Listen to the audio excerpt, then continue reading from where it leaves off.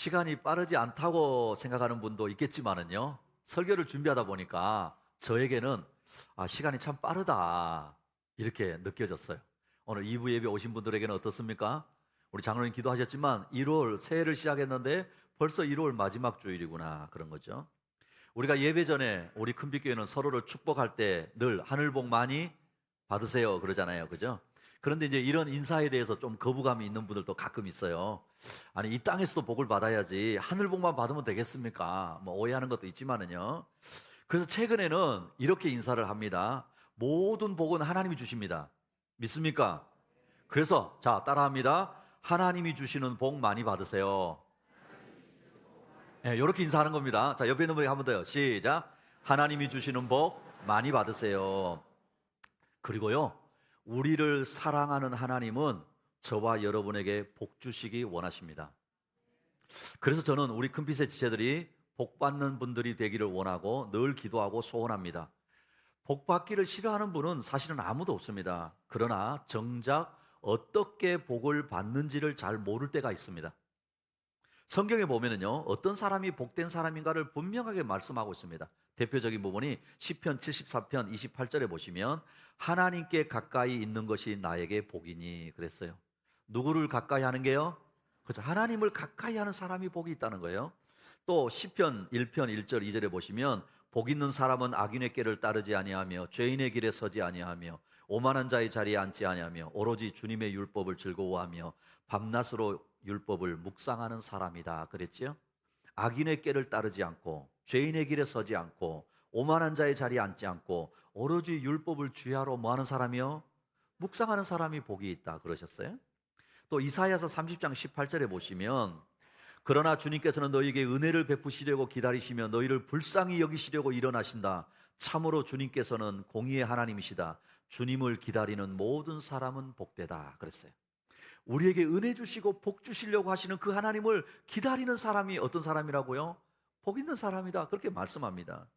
또 사도행전 20장 35절 저 하반절에 보시면 그리고 주 예수께서 친히 주는 것이 받는 것보다 더 복이 있다. 그러니까 받는 사람보다 어떤 사람이요? 그렇죠. 주는 사람이 훨씬 복이 있다 이렇게 말씀합니다. 여기에 대해서 우리가 또 너무너무 잘 알고 있는 산상수훈, 그렇죠? 예수님이 팔복을 말씀하셨잖아요. 마음이 가난한 사람, 애통한 사람, 온유한 사람, 의에 줄이고 목마른 사람, 긍휼히 여기는 사람, 화평케 하는 사람, 의를 위하여서 핍박을 받는 사람이 복이 있다라고 말씀하셨습니다. 그런데요, 성경이 말씀하고 있는 복의 개념은 세상이 말하는 복의 개념과는 근본적으로 다릅니다.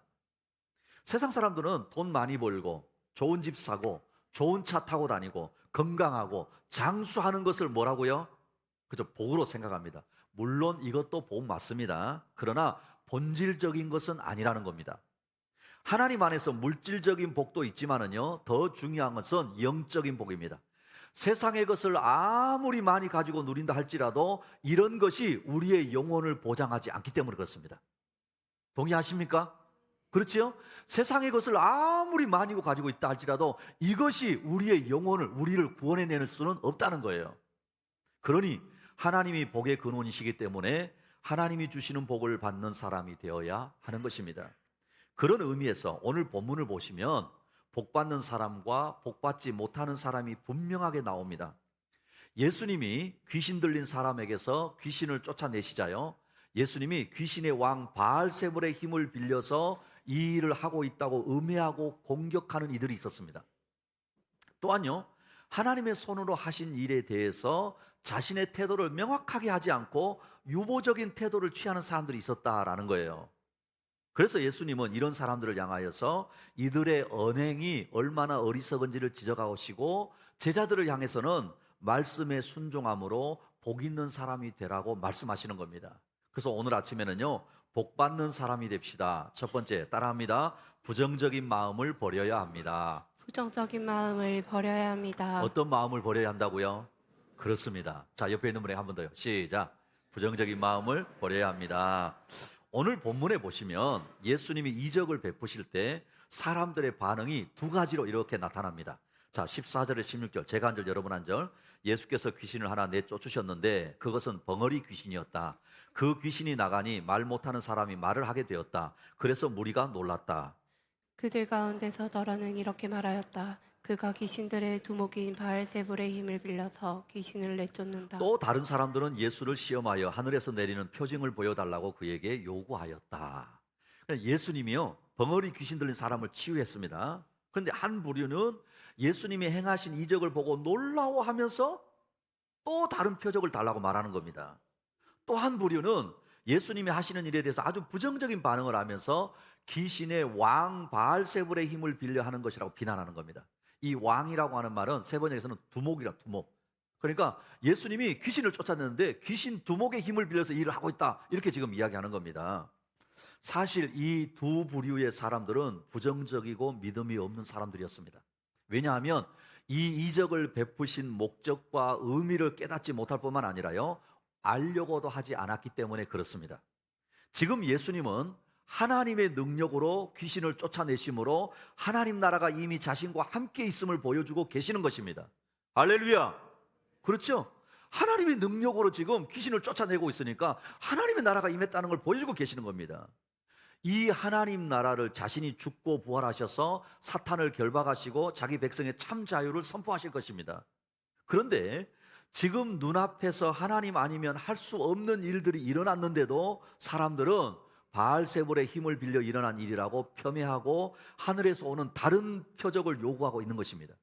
왜냐하면 이미 이들의 마음이 부정적이기 때문에 그렇습니다. 사람의 마음이요, 부정적이면 모든 것이 부정적으로 보이고 부정적으로 판단하게 됩니다. 비판적인 마음을 가진 사람의 마음은 절대 상대방의 말이나 일을 좋게 받아들이지 못합니다.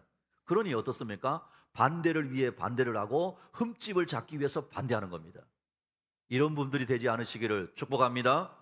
오늘 본문의 무리들 가운데 예수님의 일을 귀신의 왕 바알세불을 힘입었다고 하는 이들은 메사의 부정적인 사람들입니다.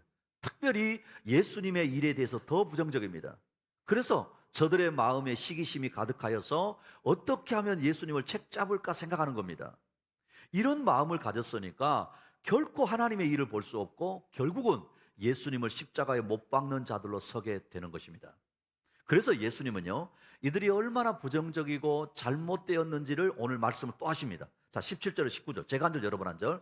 그러나 예수께서는 그들의 생각을 아시고서 이렇게 말씀하셨다. 어느 나라든지 갈라져서 서로 싸우면 망하고 또 가정도 서로 싸우면 무너진다. 그러니 사탄이 갈라져서 서로 싸우면 그 나라가 어떻게 서 있겠느냐. 너희는 내가 바알세불의 힘입어 귀신을 내쫓는다 하는데 내가 바알세불을 힘입어 귀신을 내쫓는다면 너희의 추종자들은 누구를 힘입어 귀신을 내쫓는다는 말이냐. 그러므로 그들이야말로 너희의 재판관이 될 것이다. 보십시오. 사탄이 사탄을 쫓아내면 그것은 서로 뭐 하는 거라고요? 분쟁하는 것이다라는 거예요. 서로 분쟁하면 결국은 망하게 된다고 하시는 겁니다. 여러분, 가정도 마찬가지죠. 그죠? 가정도. 그렇지 않습니까? 누가 자기 편인지를 모르고 싸우면 같이 뭐 하는 거예요? 망하는 거예요. 그렇지요. 사탄이 스스로 분쟁하면 그 나라가 무너질 게 뻔한데 사탄이 그럴 리가 있느냐라고, 얼마나 말도 안 되는 논리냐라고 반박하시는 것입니다. 그래서 이전에 귀신을 쫓아낸 다른 유대인들에게도 같은 논리를 적용하면 그들의 반박을 어떻게 막겠느냐라고 예수님 말씀하시는 겁니다. 그러니 예수님이 귀신을 쫓아내신 사건은 하나님의 손이 나타나고 하나님의 통치가 임한 것이라고 보는 것이 가장 합리적이다라는 거예요. 이것을 깨닫지 못한 사람들은 분쟁거리로 삼는 것입니다. 이미 그 마음이 부정적인 사람에게는 기적이 자동으로 불신을 믿음으로 바꾸는 수단이 아니라는 걸 알아야 된다는 거예요. 사랑하는 우리 큰빛교회 지체 여러분, 기억하십시오.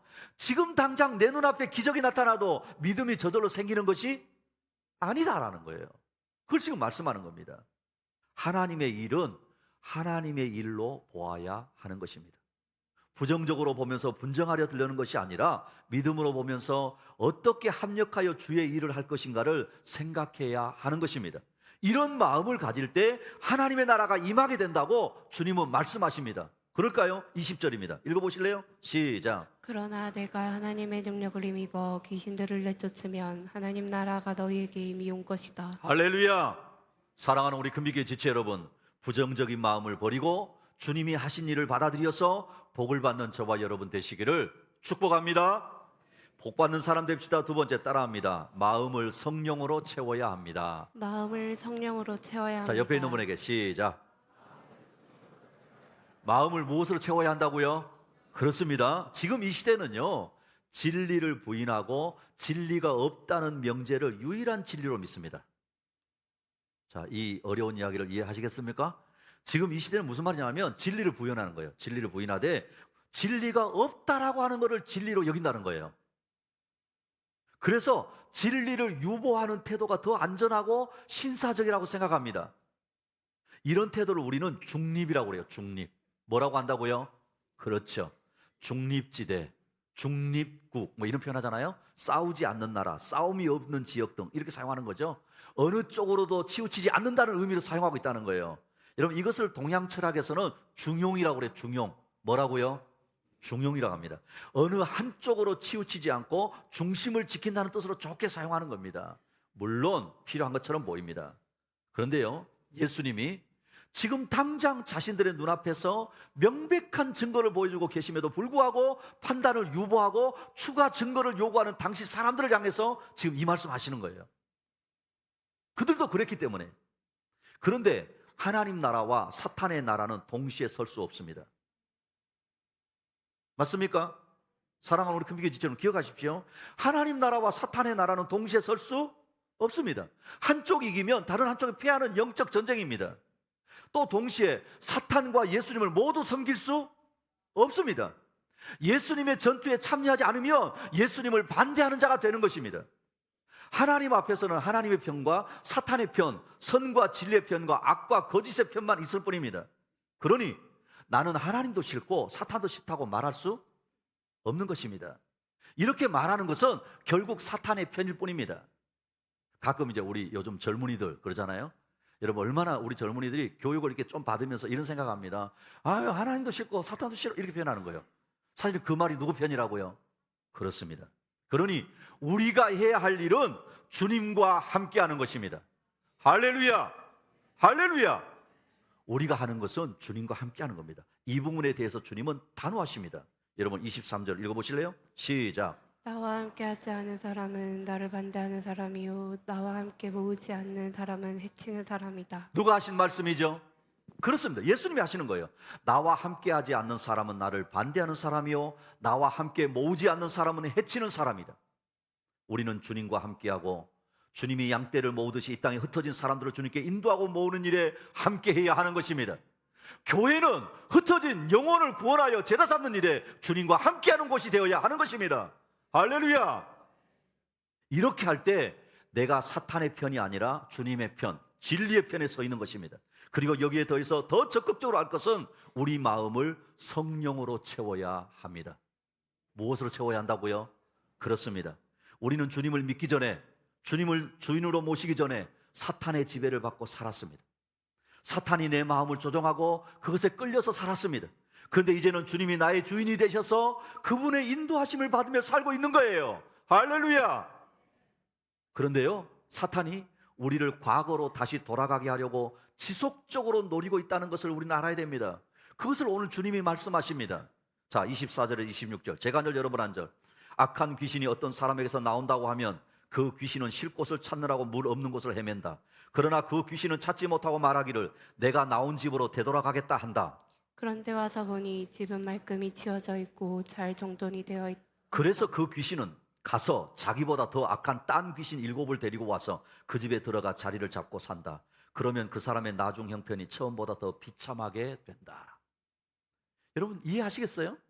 더러운 귀신이 사람에게서 나가서 물 없는 곳에서 쉬기를 원했다는 거예요. 그런데 하지만 쉴 곳을 찾지 못하고 자기가 머물렀던 집으로 다시 돌아와 보니까 집이 청소되어지고 수리되어 있어서 자기보다 더 악한 귀신 7을 데리고 들어오게 되어서서 오히려 그 집의 상황이 더 나빠지게 되었다라고 이렇게 말씀합니다. 바로 이 비유입니다. 우리가 예수님을 영접하여 귀신이 떠나고 이제는 그 마음이 옛사람이 아니라 새사람의 마음이 된 것입니다. 어지럽고 더러웠던 집이 깨끗하게 청소되어진 거예요. 그러나 사탄은 언제든지 사람의 마음에 틈을 탄다는 겁니다. 물론 사탄이 믿음의 사람을 완전히 거꾸로 때릴 수는 없습니다. 왜냐하면 이미 주님이 십자가에서 사탄의 권세를 멸하셨기 때문입니다. 그런데 우리의 연약함을 틈타는데 집요하게 우리를 무너뜨리기 위해서 공격을 합니다. 그 부분이 우리의 마음이라고 하십니다. 귀신을 쫓아내는 일은 하나님 나라의 최종적인 승리가 아닙니다.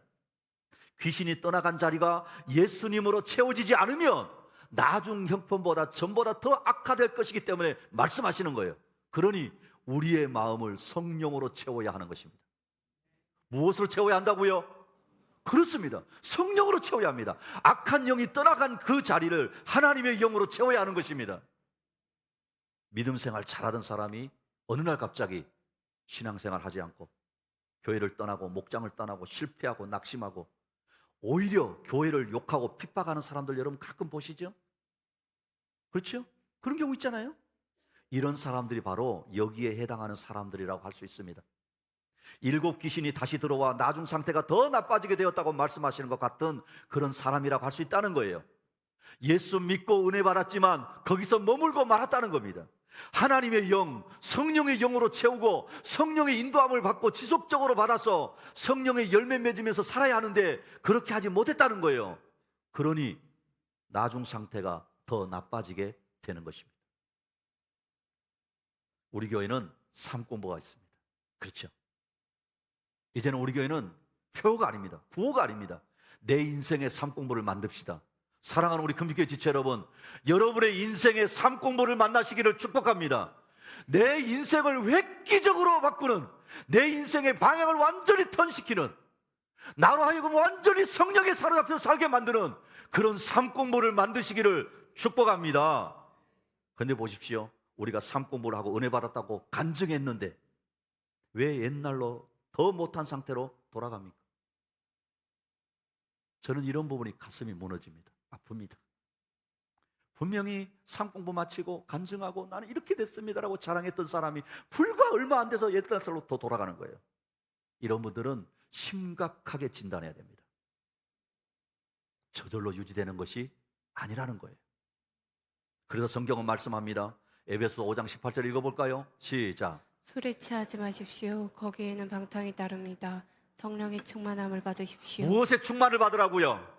그렇습니다.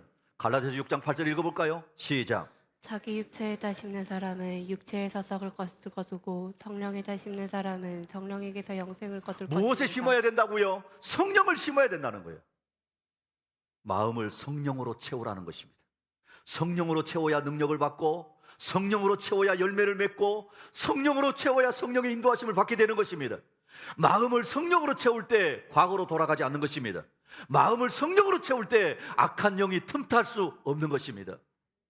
사랑하는 우리 금빛교회 지체 여러분, 각자의 마음을 성령으로 채워 복받는 사람이 되시기를 축복합니다. 복받는 사람 됩시다. 세 번째 따라합니다. 말씀을 듣고 지켜야 합니다. 말씀을 듣고 지켜야 합니다. 자, 옆에 있는 분에게 시작. 예수님이 벙어리 귀신 들린 사람을 고치실 때 무리 중에 어떤 이들이 바알세불의 힘을 빌려 한다고 하자 예수님이 어떻게 스스로 분쟁하는 나라가 서겠느냐고 교훈하셨습니다. 그 가운데 무리들 가운데 어떤 여인이 예수님을 향하여서 이렇게 소리를 치고 고백을 합니다. 자, 27절 읽어보실래요? 시작. 예수께서 이 말씀을 하고 계실 때에 무리 가운데서 한 여자가 목소리를 높여 그에게 말했다. 당신을 뵌 태와 당신을 먹은 젖은 참으로 복이 있습니다. 모든 사람들은 다 삐딱선을 타고 있는 이 상황이었는데 한 여인은 예수님을 향하여서 당신을 뵌 태와 당신을 먹인 젖은 참으로 복이 있습니다. 아마 이 여인은요, 예수님이 행하시는 일과 말씀을 통해서 큰 감동을 받았던 것 같습니다. 그래서 그 위엄과 능력 앞에 당신을 뵌 태와 당신을 먹인 젖은 참으로 복이 있습니다, 이렇게 고백한 겁니다. 자, 그런데 여러분, 이 고백을 이 여인만 하는 게 아닙니다. 누가복음 1장에서도 있었어요. 너무 오래돼서 기억은 안 나실 거예요. 그죠? 누가복음 1장에서 마리아가 아기 예수님을 잉태하고 나서 친척인 엘리사벳을 방문합니다. 그때 세례 요한을 잉태하고 있던 엘리사벳도 마리아를 보고 어떻게 이야기하고 있는지 아십니까? 자, 누가복음 1장 42절입니다. 시작. 큰 소리로 외쳐 말하였다. 그대는 여자들 가운데서 복을 받았고 그대의 태중의 아이도 복을 받았습니다. 그렇죠. 그러니까 이 어떤 한 여인과 이 지금 엘리사벳의 고백이 비슷합니다. 이 두 사람의 고백처럼 예수님을 잉태한 어머니 마리아는 참으로 복을 받은 여인입니다. 비록 처녀로 아이를 베고도 아마 이 땅에서 가장 복받은 사람이라고 할 수 있습니다. 왜요? 구주 예수님의 어머니가 되시기 때문입니다. 그런데 주님은 이런 고백을 듣고도 한마디 더 하십니다. 이게 핵심이에요. 여러분 28절입니다. 시작. 말씀을 듣고 지키는 사람이 복이 있다. 할렐루야.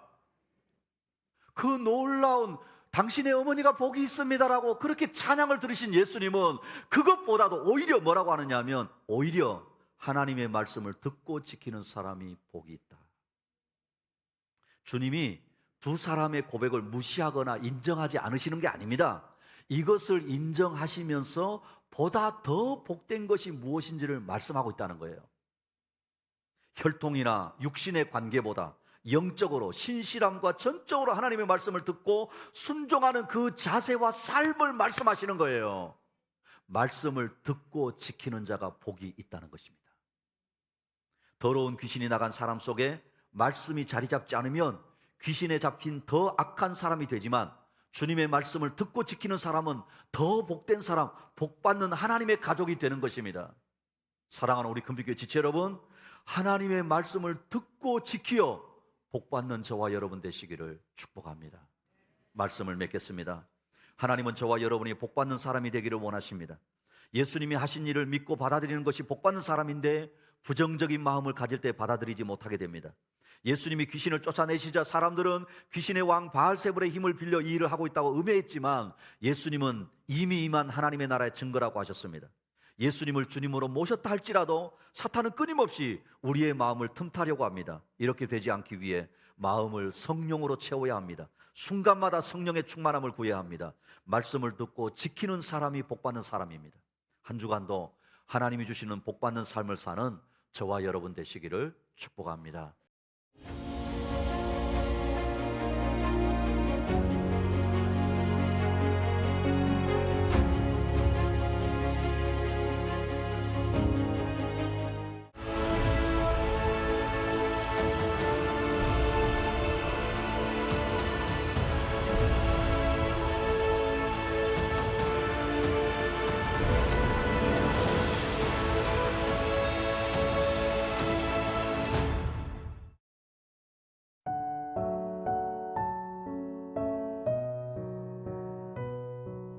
현대 사회는 빠르게 발전하고 많은 것들을 누리고 있지만 사람들의 마음에는 평화를 잘 누리고 있지는 않은 것 같습니다. 공포와 불안, 염려가 가득하며 또 많은 관계들이 깨어지고 있는 것을 보게 됩니다. 악에서 떠나 선을 행하고 화평을 구하며 그것을 따르라. 히브리어로 화평을 뜻하는 샬롬은 당신에게 평강이 있기를 바랍니다라는 기도이고 안녕하세요, 평안하세요라는 인사의 의미입니다. 그리고 헬라어로는 에이레네인데 에이레네는 관계를 표현할 때 쓰는 말입니다. 하나님과 나와의 관계가 바르면 성령 충만하게 됩니다. 이것이 하나님과의 좋은 관계를 말합니다. 또한 화평은 사람과의 좋은 관계를 뜻합니다. 그래서 화평의 열매는 하나님뿐만 아니라 교회와 사람과의 관계를 좋게 만드는 사람으로 만듭니다. 화평하게 하는 자는 복이 있나니 그들이 하나님의 아들이라 일컬음을 받을 것이며 인간인 우리는 한결같을 수 없기에 스스로의 힘으로는 평화를 얻을 수 없습니다. 그래서 하나님께서는 그리스도를 통해 우리에게 평강을 주셨습니다. 즉, 하나님과의 관계가 바로 세워져야 주어지는 선물이 평강의 열매입니다. 모든 사람과 더불어 화평함과 거룩함을 따르라. 이것이 없이는 아무도 주를 보지 못하리라. 하나님께서 예수님을 통해 우리의 죄를 가려주시고 우리를 그리스도의 의로 의롭다 여겨주심으로 하나님과 바른 관계를 맺게 해주셨습니다. 이렇게 화평의 열매가 우리 삶에 가득 맺혀지므로 주님이 기뻐하시는 화평의 도구로 살아가길 여러분 모두를 축복합니다.